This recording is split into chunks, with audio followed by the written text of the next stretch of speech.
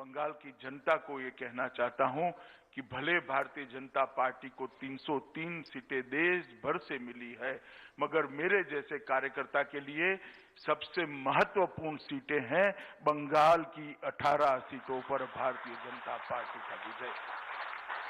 क्योंकि पूरे देश भर के अंदर जब लोकतंत्र की नींव मजबूत हुई, लोकतंत्र ने अपनी जड़ें जमाई, एकमात्र बंगाल ऐसा राज्य है जहां आज भी राजनीतिक हिंसा का कारोबार चल रहा है, राजनीतिक हिंसा की बोलबाल चल रही है और राजनीति के अंदर हिंसा का प्राधान्य हिंदुस्तान के किसी भी प्रदेश के अंदर नहीं होना चाहिए।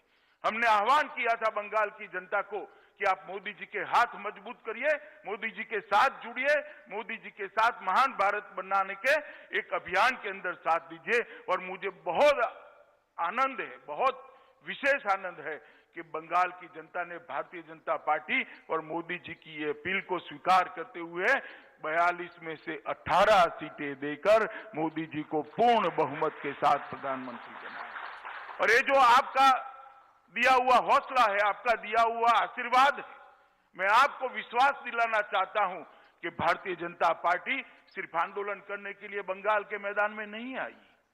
भारतीय जनता पार्टी सिर्फ राजनीतिक दल के विस्तार के लिए बंगाल के मैदान में नहीं उतरी है।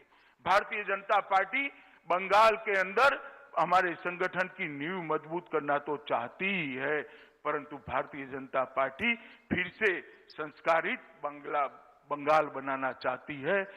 देश का हर नागरिक और बंगाल का तो हर नागरिक विशेष चाहता था कि कश्मीर के अंदर धारा 370 और 35A को हटा दिया जाए, क्योंकि बंगाल के ही नेता थे, बंगाल के ही सुपुत्र थे श्यामा प्रसाद मुखर्जी, जिन्होंने अपने जीवन का बलिदान कश्मीर में 370 के आंदोलन के लिए कश्मीर की भूमि पर दिया। और हम भारतीय जनता पार्टी के कार्यकर्ताओं के लिए गौरव है कि हमारी पार्टी के पहले राष्ट्रीय अध्यक्ष ने कश्मीर के लिए कश्मीर की भूमि पर बलिदान दिया था।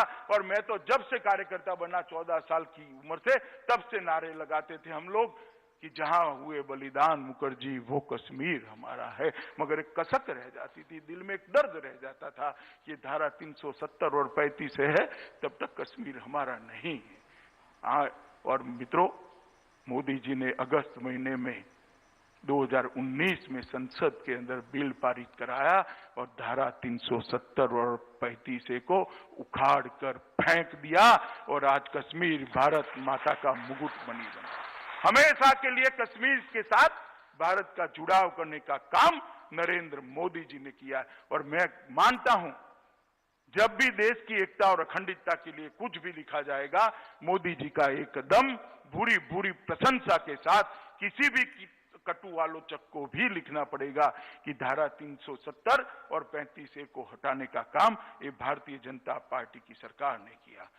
देश के करोड़ों लोग चाहते थे कि जहां श्री राम का जन्म हुआ वहां भव्य राम मंदिर बने, सब लोग चाहते थे। कई आंदोलन हुए, 150 साल पुराना केस समाप्त नहीं होता था। कांग्रेस सरकार की नीति थी केस को लटकाए रखो, तुष्टीकरण की राजनीति करते रहो, मसलों को उलझाते रहो, दंगे होते रहते हो।